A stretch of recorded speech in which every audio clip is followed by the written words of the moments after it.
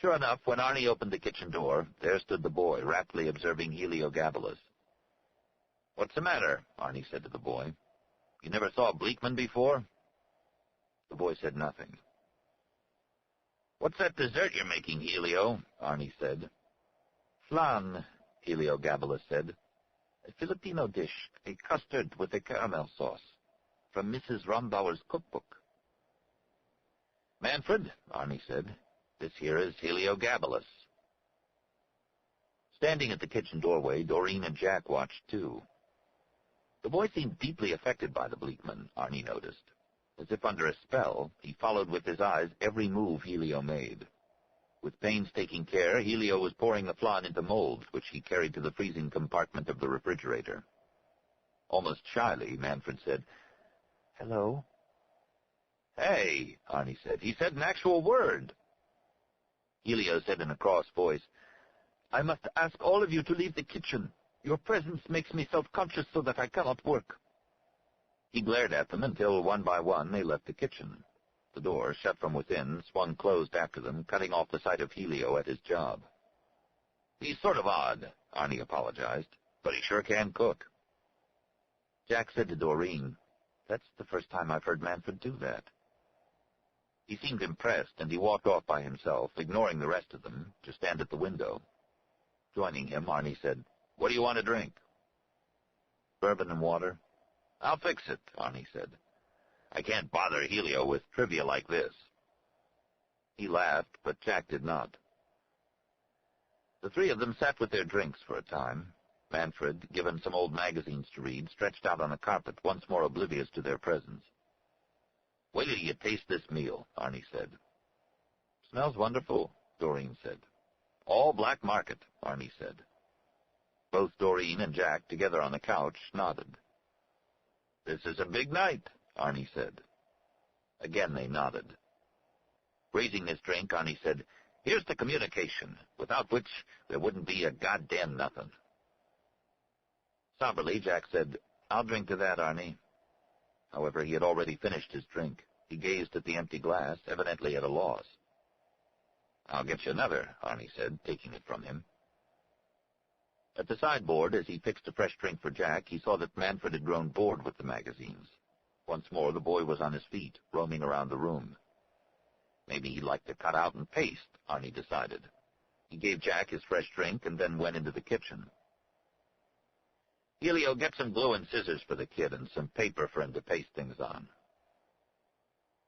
Helio had finished with the flan. His work evidently was done, and he had seated himself with a copy of Life. With reluctance, he got up and went in search of glue, scissors, and paper. "Funny kid, isn't he?" Arnie said to Helio when the Bleakman returned. "What's your opinion about him? Is it the same as mine?" "Children are all alike," Helio said, and went out of the kitchen, leaving Arnie alone. Arnie followed. "We'll eat pretty soon," he announced. "Everybody had some of those Danish blue cheese hors d'oeuvres? Anybody need anything at all?" The phone rang. Doreen, who was closest, answered it. She handed it to Arnie. "For you, a man." It was Dr. Glob again. "Mr. Cott," Dr. Glob said in a thin, unnatural voice, "it is essential to my integrity to protect my patients. Two can play at this bullying game. As you know, your out-of-wedlock child, Sam Esterhazy, is at Camp BG, where I am in attendance." Arnie groaned. "If you do not treat Jack Bolin fairly," Glob continued, "if you apply your inhumane, cruel, aggressive, domineering tactics on him, I will retaliate by discharging Sam Esterhazy from Camp BG on the grounds that he is mentally retarded. Is that comprehended?"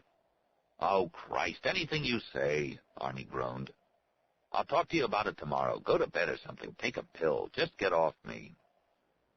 He slammed down the phone. The tape on the tape transport had reached its end. The music had ceased a long time ago. Arnie stalked over to his tape library and snatched up a box at random. "That doctor," he said to himself. "I'll get him, but not now. No time now. There must be something the matter with him. He must have some wild hair up his bung." Examining the box, he read, W.A. Mozart, Symphony 40 in G-Moll, Kirkel 550. "I love Mozart," he said to Doreen, Jack Bolin, and the Steiner boy. "I'll put this on." He removed the reel of tape from the box and put it on the transport. He fiddled with the knobs of the amplifier until he could hear the hiss of the tape as it passed through the head. "Bruno Walter conducting," he told his guests. "A great rarity from the golden age of recordings." A hideous racket of screeches and shrieks issued from the speakers. Noises like the convulsions of the dead, Arnie thought in horror. He ran to shut off the tape transport. Seated on the carpet, snipping pictures from the magazines with his scissors and pasting them into new configurations, Manfred Steiner heard the noise and glanced up. He saw Mr. Cott hurry to the tape machine to shut it off. How blurred Mr. Cott became, Manfred noticed. It was hard to see him when he moved so swiftly. It was as if in some way he had managed to disappear from the room and then reappear in another spot. The boy felt frightened. The noise, too, frightened him. He looked to the couch where Mr. Bolin sat to see if he were upset. But Mr. Bolin remained where he was with Doreen Anderton, interlinked with her in a fashion that made the boy cringe with concern. How could two people stand being so close? It was, to Manfred, as if their separate identities had flowed together, and the idea that such a muddling could be terrified him. He pretended not to see. He saw past them, at the safe, unblended wall. The voice of Mr. Cott broke over the boy, harsh and jagged tones that he did not understand. Then Doreen Anderton spoke, and then Jack Bolin. They were all chattering in a chaos now, and the boy clapped his hands to his ears. All at once, without warning of any kind, Mr. Cott shot across the room and vanished entirely. Where had he gone? No matter where he looked, the boy could not find him. He began to tremble, wondering what was going to happen. And then he saw, to his bewilderment, that Mr. Cott had reappeared in the room where the food was. He was chattering to the dark figure there. The dark figure, with rhythmic grace, ebbed from his spot on top of the high stool, flowed step by step across the room and got a glass from the cabinet. Awed by the movement of the man, Manfred looked directly at him, and at that moment the dark man looked back, meeting his gaze. "You must die," the dark man said to him in a far-off voice. "Then you will be reborn. Do you see, child? There is nothing for you as you are now, because something went wrong and you cannot see or hear or feel. No one can help you. Do you see, child?" "Yes," Manfred said. The dark figure glided to the sink, put some powder and water into the glass, presented it to Mr. Cott, who drank down the contents, chattering all the while. How beautiful the dark figure was. Why can't I be like that, Manfred thought. No one else looked like that. His glimpse, his contact with the shadow-like man, was cut off. Doreen Anderton had passed between them as she ran into the kitchen and began talking in high-pitched tones. Once more Manfred put his hands to his ears, but he could not shut out the noise. He looked ahead to escape. He got away from the sound and the harsh, blurred comings and goings. Ahead of him, a mountain path stretched out. The sky overhead was heavy and red, and then he saw dots, hundreds of gigantic specks that grew and came closer. Things rained down from them, men with unnatural thoughts. The men struck the ground and dashed about in circles. They drew lines, and then great things like slugs landed, one after another, without thoughts of any sort, and began digging. He saw a hole as large as a world. The earth disappeared and became black, empty and nothing. Into the hole the men jumped one by one until none of them were left. He was alone, with the silent world hole. At the rim of the hole he peeped down. At the bottom, in the nothing, a twisted creature unwound as if released. It snaked up, became wide, contained square space, and grew color. "I am in you," Manfred thought. Once again. A voice said, "He has been here at Amweb longer than anyone else. He was here when the rest of us came. He is extremely old." Does he like it? Who knows? He can't walk or feed himself. The records were lost in that fire. Possibly he's 200 years old. They amputated his limbs, and of course most of his internal organs were taken out on entry. Mostly he complains about hay fever. No, Manfred thought. I can't stand it. My nose burns. I can't breathe. Is this the start of life, what the dark shadow figure promised? A new beginning where I will be different and someone can help me. Please help me, he said. I need someone. Anyone. I can't wait here forever. It must be done soon or not at all. If it is not done, I will grow and become the world whole, and the whole will eat up everything. The whole, beneath Amweb, waited to be all those who walked above, or had ever walked above. It waited to be everyone and everything, and only Manfred Steiner held it back. Setting down his empty glass, Jack Bolin felt the coming apart of every piece of his body. "We're out of booze," he managed to say to the girl beside him. To him, Doreen said in a rapid whisper, "Jack, you must remember you've got friends. I'm your friend. Dr. Glob called. He's your friend." She looked into his face anxiously. "Will you be okay?" "God's sake," Arnie yelled. "I gotta hear how you've done, Jack. Can't you give me anything?" With envy, he faced the two of them. Doreen drew away from Jack imperceptibly. "Are you two just going to sit there necking and whispering? I don't feel good." He left them then, going into the kitchen. Leaning toward Jack until her lips almost touched his, Doreen whispered, "I love you." He tried to smile at her, but his face had become stiff. It would not yield. "Thanks," he said, wanting her to know how much it meant to him. He kissed her on the mouth. Her lips were warm, soft with love. They gave what they had to him, holding nothing back. Her eyes full of tears, she said, "I feel you sliding away farther and farther into yourself again." "No," he said, "I'm okay."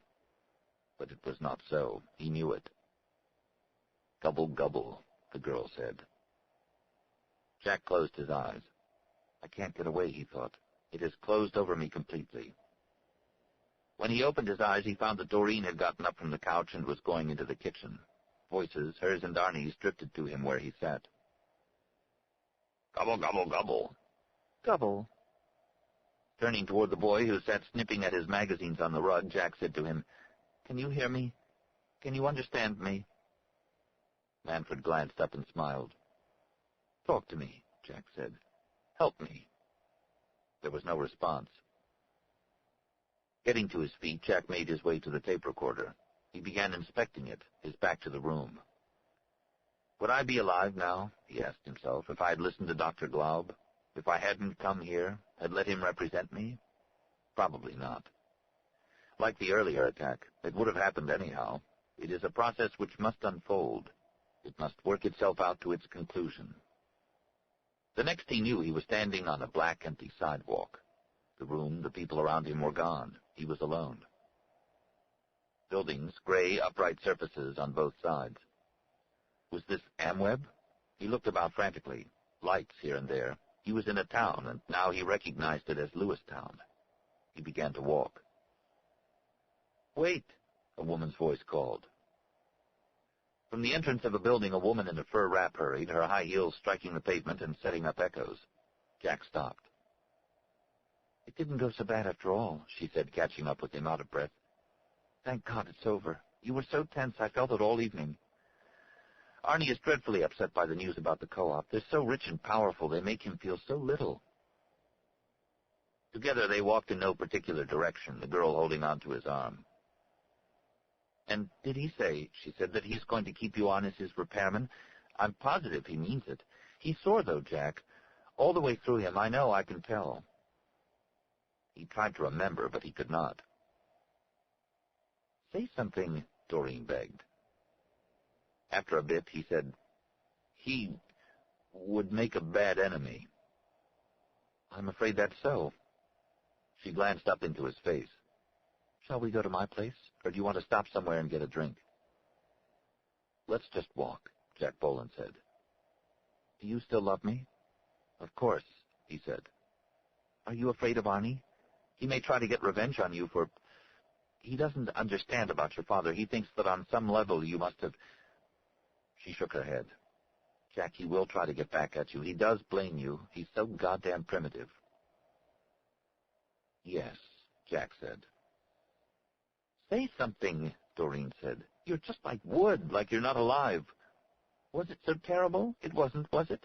You seemed to pull yourself together." With effort, he said, I'm not afraid of what he'll do. Would you leave your wife for me, Jack? You said you loved me. Maybe we could emigrate back to Earth or something. Together they wandered on. Chapter 13. For Otto Zitty, it was as if life had once more opened up.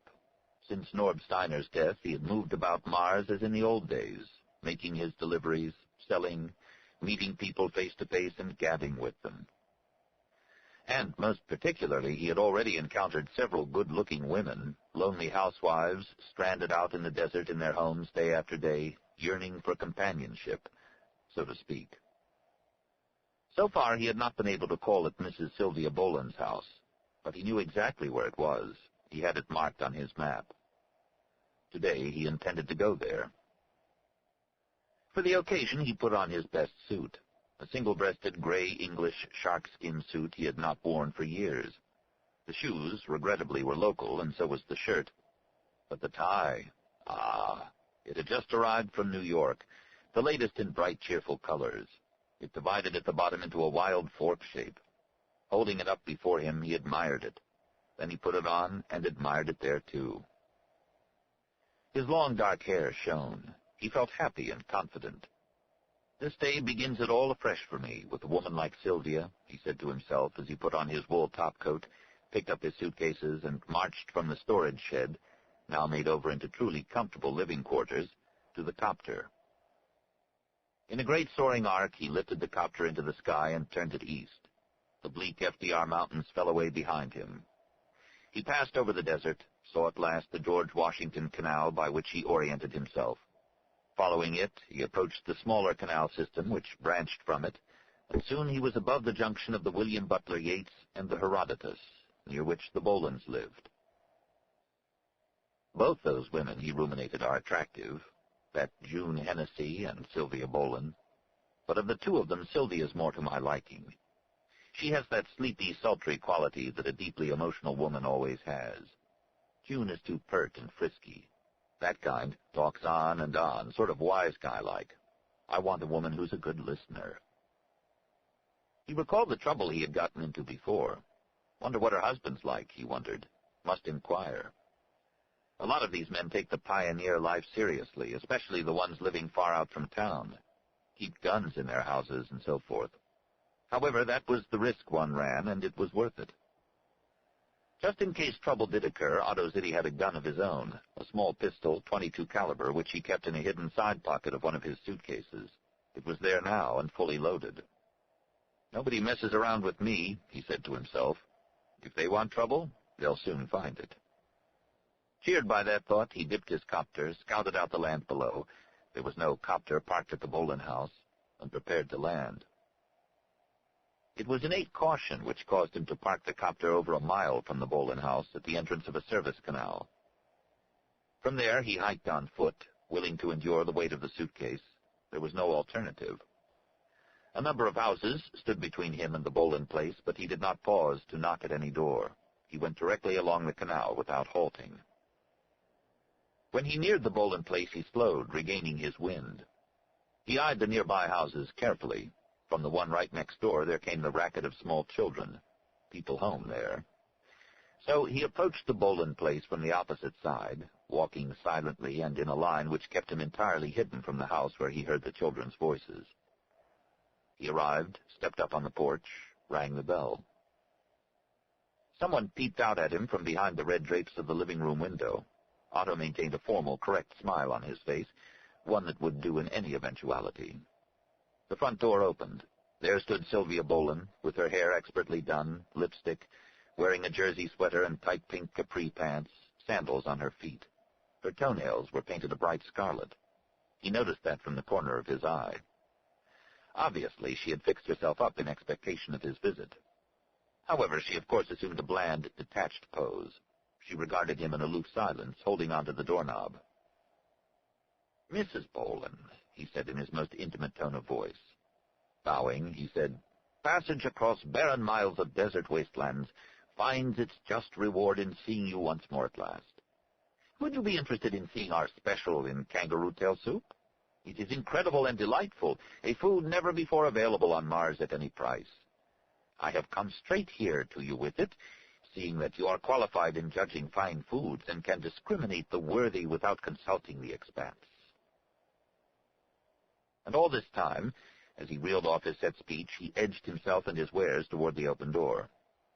A trifle stiffly and hesitantly, Sylvia said, come in.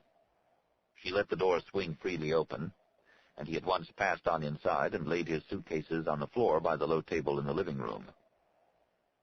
A boy's bow and quiver of arrows caught his eye. "Is your young son about?" he inquired. "No," Sylvia said, moving edgily about the room with her arms folded before her. "He's at the school today." She tried to smile.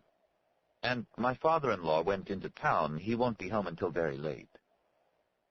Well, Otto thought, I see. "Please be seated," he urged her, "so that I may display to you properly, don't you agree?" In one motion he moved a chair, and Sylvia perched on the edge of it, her arms still hugged about her, lips pressed together. "How tense she is," he observed. It was a good sign because it meant that she was fully aware of the meaning of all that went on, his visit here, the absence of her son, the fact that she had carefully closed the front door. The living room drapes still shut, he noticed. Sylvia blurted out, "Would you like coffee?" She bolted from her chair and dived into the kitchen. A moment later she reappeared with a tray on which was a pot of coffee, sugar, cream, 2 china cups. "Thank you," he purred. During her absence he had drawn another chair up beside hers. They drank coffee. "Are you not frightened to live out here alone so much of the time?" he asked. "In this desolate region?" She glanced at him sideways. "Golly, I guess I'm used to it." "What part of Earth are you from originally?" "St. Louis." "It is much different here. A new, freer life, where one can cast off the shackles and be oneself. Do you agree? The old mores and customs, an antiquated old world best forgotten in its own dust. Here—" He glanced about the living room with its commonplace furnishings. He had seen such chairs, carpeting, bric-a-brac hundreds of times in similar homes. "Here we see the clash of the extraordinary, the pulse, Mrs. Bolin, of opportunity, which strikes the brave person only once in his lifetime." "What else do you have beside kangaroo tail soup?" "Well," he said, frowning inwardly, "quail eggs, very good, real cow butter, sour cream, smoked oysters. Here, you please bring forth ordinary soda crackers, and I will supply the butter and caviar as a treat." He smiled at her, and was rewarded by a spontaneous beaming smile in return. Her eyes sparkled with anticipation, and she hopped impulsively to her feet to go scampering like a little child to the kitchen. Presently they sat together, huddled over the table, scraping the black, oily fish eggs from the tiny jar onto crackers. "There's nothing like genuine caviar," Sylvia said, sighing. "I only had it once before in my life at a restaurant in San Francisco." "Observe what else I have." From his suitcase he produced a bottle. "Green Hungarian from the Buena Vista Winery in California, the oldest winery in that state." They sipped wine from long-stemmed glasses. He had brought the glasses, too. Sylvia lay back against the couch, her eyes half closed. "Oh, dear, this is like a fantasy. It can't really be happening." "But it is." Otto set his glass down and leaned over her. She breathed slowly, regularly, as if asleep, but she was watching him fixedly. She knew exactly what was going on. And as he bent nearer and nearer, she did not stir. She did not try to slide away. The food and wine, he reckoned as he took hold of her, had set him back, in retail value, almost $100. It was well worth it, to him at least. His old story repeating itself. Again, it was not union scale. It was much more, Otto thought a little later on, when they had moved from the living room to the bedroom with its window shades pulled down, the room in unstirring gloom, silent and receptive to them, made, as he well knew, for just such happenings as this. "Nothing like this," Sylvia murmured, "has ever happened before in my entire life." Her voice was full of contentment and acquiescence, as if emerging from far away. "Am I drunk? Is that it? Oh, my Lord." For a long time, then, she was silent. "Am I out of my mind?" she murmured later on. "I must be insane. I just can't believe it. I know it isn't real. So, how can it matter? How can what you do in a dream be wrong?" After that, she said nothing at all. She was exactly the kind he liked, the kind that didn't talk a lot. What is insanity? Jack Bolin thought. It was for him the fact that somewhere he had lost Manfred Steiner and did not remember how or when. He remembered almost nothing of the night before, at Arnie Cott's place. Piece by piece, from what Doreen had told him, he had managed to patch together an image of what had taken place. Insanity, to have to construct a picture of one's life by making inquiries of others. But the lapse in memory was a symptom of a deeper disturbance. It indicated that his psyche had taken an abrupt leap ahead in time. And this had taken place after a period in which he had lived through, several times, on some unconscious level, that very section which was now missing. He had sat, he realized, in Arnie Cott's living room again and again, experiencing that evening before it arrived. And then, when at last it had taken place in actuality, he had bypassed it. The fundamental disturbance in time sense, which Dr. Glob believed was the basis of schizophrenia, was now harassing him. That evening at Arnie's had taken place and had existed for him, but out of sequence. In any case, there was no way that it could be restored. For now it lay in the past. And a disturbance of the sense of past time was not symptomatic of schizophrenia, but of compulsive obsessive neurosis. His problem, as a schizophrenic, lay entirely with the future. And his future, as he now saw it, consisted mostly of Arnie Cott and Arnie's instinctive drive for revenge. What chance do we have against Arnie? He asked himself. Almost none. Turning from the window of Doreen's living room, he walked slowly into the bedroom and gazed down at her as she lay, still asleep, in the big rumpled double bed.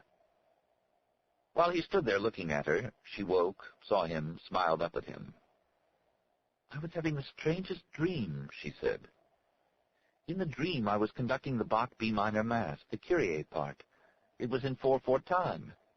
But when I was right in the middle, someone came along and took away my baton and said it wasn't in 4/4 time." She frowned. "But it really is. Why would I be conducting that? I don't even like the Bach B minor Mass. Arnie has a tape of it. He plays it all the time, very late in the evening." He thought of the dreams he had been having of late, vague forms that shifted, flitted away, something to do with a tall building of many rooms, hawks or vultures circling endlessly overhead, and some dreadful thing in a cupboard. He had not seen it, had only felt its presence there. "Dreams usually relate to the future," Doreen said. "They have to do with the potential in a person. Arnie wants to start a symphony orchestra at Lewistown. He's been talking to Bosley Tuvim at New Israel. Maybe I'll be the conductor. Maybe that's what my dream means." She slid from the bed and stood up, naked and slim and smooth. "Doreen," he said steadily, "I don't remember last night. What became of Manfred?" "He stayed with Arnie, because he has to go back to Camp BG now, and Arnie said he'd take him. He goes to New Israel all the time to visit his own boy there, Sam Esterhazy. He's going there today, he told you." After a pause, she said, "Jack, have you ever had amnesia before?" "No," he said. "It's probably due to the shock of quarreling with Arnie. It's awfully hard on a person to tangle with Arnie, I've noticed." "Maybe that's it," he said. "What about breakfast?" Now she began getting fresh clothes from her dresser drawers, a blouse, underwear. "I'll cook bacon and eggs, delicious canned Danish bacon." She hesitated, and then she said, "More of Arnie's black market goodies, but they really are good." "It's fine with me," he said. "After we went to bed last night, I lay awake for hours wondering what Arnie will do. To us, I mean. I think it'll be your job, Jack. I think he'll put pressure on Mr. Yi to let you go. You must be prepared for that. We both must be. And, of course, he'll just dump me, that's obvious. But I don't mind. I have you." "Yes, that's so. You do have me," he said, as if by reflex. "The vengeance of Arnie Cott," Doreen said, as she washed her face in the bathroom. "But he's so human, it's not so scary. I prefer him to that Manfred. I really couldn't stand that child. Last night was a nightmare. I kept feeling awful, cold, squishy tendrils drifting around the room and in my mind. Intimations of filth and evil that didn't seem to be either in me or outside of me, just nearby. I know where they came from." After a moment, she finished, "It was that child. It was his thoughts." Presently, she was frying the bacon and heating coffee. He set the table, and then they sat down to eat. The food smelled good, and he felt much better, tasting it and seeing it and smelling it, and being aware of the girl across from him, with her red hair, long and heavy and sleek, tied back with a gay ribbon. "Is your son at all like Manfred?" she asked. "Oh, hell no." "Does he take after you, or—" "Sylvia," he said. "He takes after his mother." "She's pretty, isn't she?" "I would say so." "You know, Jack, last night when I was lying there awake and thinking, I thought, maybe Arnie won't turn Manfred over to Camp BG. What would he do with him, with a creature like that? Arnie's very imaginative. Now this scheme to buy into the FDR land is over, maybe he'll find an entirely new use for Manfred's precognition. It occurred to me, you'll laugh, maybe he'll be able to contact Manfred through Heliogabalus, that tame Bleakman of his." She was quiet then, eating breakfast and staring down at the plate. Jack said, "You could be right." He felt bad just to hear her say it. It rang so true. It was so plausible. "You never talked to Helio," Doreen said. "He's the most cynical, bitter person I ever met. He's even sardonic with Arnie. He hates everybody. I mean, he's really twisted inside." "Did I ask Arnie to take the boy, or was it his idea?" "Arnie suggested it. At first you wouldn't agree, but you'd become so inert and withdrawn. It was late, and we all had drunk a lot. Do you remember that?" He nodded. "Arnie serves that black label Jack Daniels. I must have drunk a whole fifth of it alone."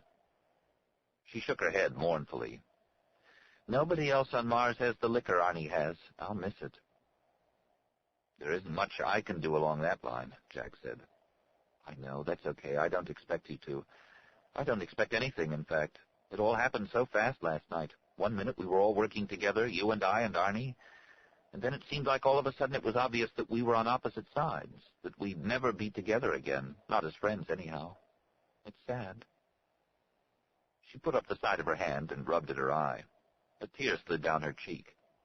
"Jesus, I'm crying," she said with anger. "If we could go back and relive last night—" "I wouldn't change it," she said. "I don't regret anything, and you shouldn't either." "Thanks," he said. He took hold of her hand.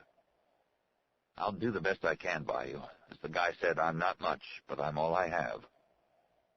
She smiled, and after a moment resumed eating her breakfast. At the front counter of her shop, Anne Esterhazy wrapped a package for mailing. As she began addressing the label, a man strode into the store. She glanced up, saw him, a tall, thin man wearing glasses much too large for him. Memory brought distaste as she recognized Dr. Glob. "Mrs. Esterhazy," Dr. Glob said, "I want to talk to you, if I may. I regret our altercation. I behaved in a regressive, oral-sucking fashion, and I'd like to apologize." She said coolly, "What do you want, Doctor? I'm busy." Lowering his voice, he said in a rapid monotone, "Mrs. Esterhazy, this has to do with Arnie Cott and a project he has with an anomalous boy whom he took from the camp.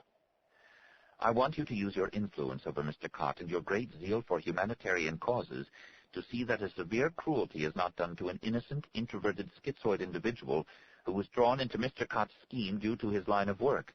This man—" "Wait," she interrupted. I can't follow." She beckoned him to accompany her to the rear of the store, where no one entering would overhear.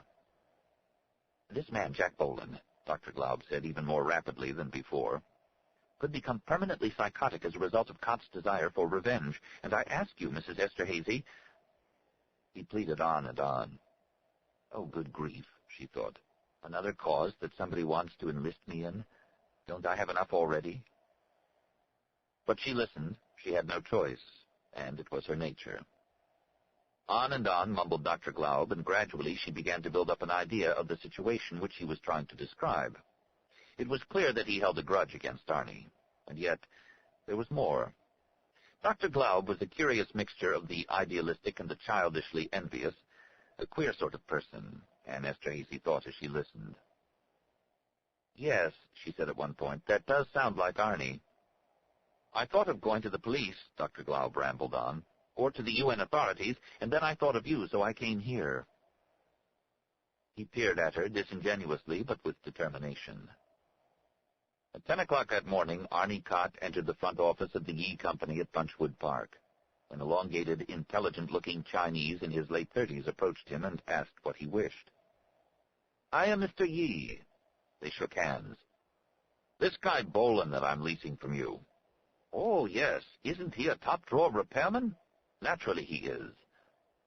Mr. Yi regarded him with shrewd caution. Arnie said, "I like him so much I want to buy his contract from you." He got out his checkbook. "Give me the price." "Oh, we must keep Mr. Bolin," Mr. Yi protested, throwing up his hands. "No, sir, we can only lease him, not ever part with him." "Name me the price." You skinny smart cookie, Arnie thought. "To part with Mr. Bolin, we couldn't replace him." Arnie waited. Considering, Mr. Yi said, "I suppose I could go over our records, but it would take hours to determine Mr. Bolin's even approximate value." Arnie waited, checkbook in hand. After he had purchased Jack Bolin's work contract from the Yi Company, Arnie Cott flew back home to Lewistown. He found Helio with Manfred in the living room together. Helio was reading aloud to the boy from a book. "What's all this mumbo-jumbo?" Arnie demanded. Helio, lowering his book, said, "This child has a speech impediment which I am overcoming." "Bull," Arnie said. "You'll never overcome it." He took off his coat and held it out to Helio. After a pause, the Bleakman reluctantly laid down the book and accepted the coat. He moved off to hang it in the hall closet. From the corner of his eye, Manfred seemed to be looking at Arnie. "How you doing, kid?" Arnie said in a friendly voice. He whacked the boy on the back. "Listen, you want to go back to that nut house, that no-good Camp BG, or do you want to stay with me? I'll give you 10 minutes to decide." To himself, Arnie thought, "You're staying with me no matter what you decide, you crazy, fruity, dumb kid. You and your dancing around on your toes, not talking and not noticing anybody. And your future-reading talent, which I know you got down there in that fruity brain of yours, which last night proved there's no doubt of." Returning, Helio said, "He wants to stay with you, mister." "Sure he does," Arnie said, pleased. "His thoughts," Helio said, "are as clear as plastic to me, and mine likewise to him. We are both prisoners, mister, in a hostile land."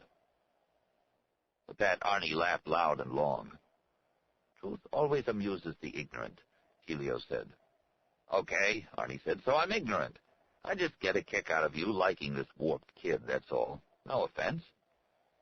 "So you got something in common, you two? I'm not surprised." He swept up the book which Helio had been reading. "Pascal," he read, "provincial letters. Christ on the cross, what's the point of this? Is there a point?" "The rhythms," Helio said with patience.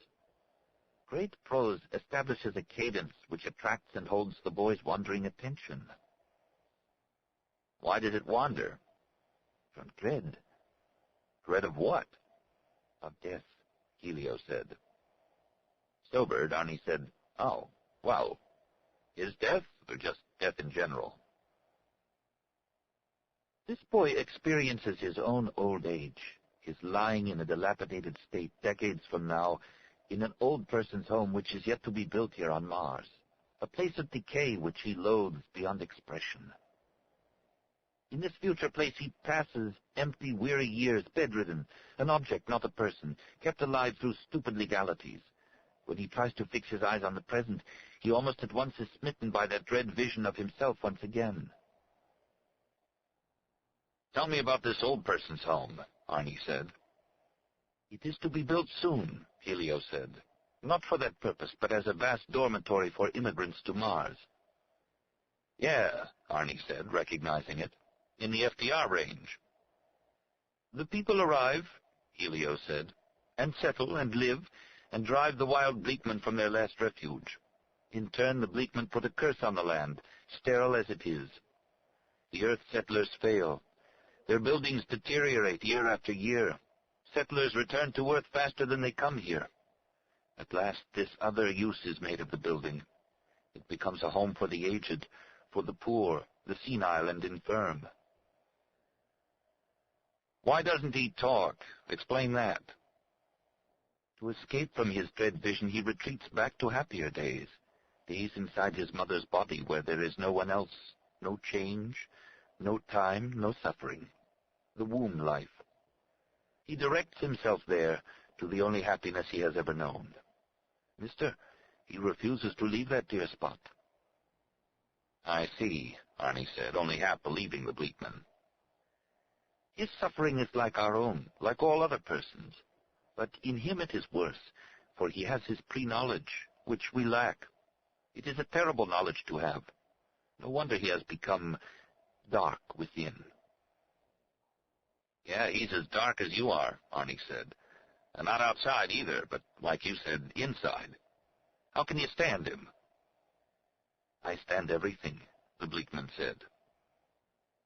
You know what I think? Arnie said. I think he does more than just see into time. I think he controls time. The Bleakman's eyes became opaque. He shrugged. Doesn't he? Arnie persisted. Listen, Heliogabalus, you black bastard. This kid fooled around with last night. I know it. He saw it in advance, and he tried to tamper with it. Was he trying to make it not happen? He was trying to halt time. Perhaps, Helio said. That's quite a talent, Arnie said. Maybe he could go back into the past like he wants to, and maybe alter the present. You keep working with him. Keep after this.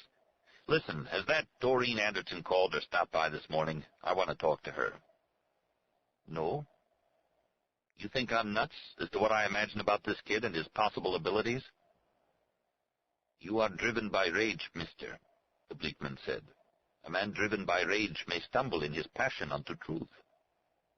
What crap, Arnie said, disgusted. Can't you just say yes or no? Do you have to babble like you do?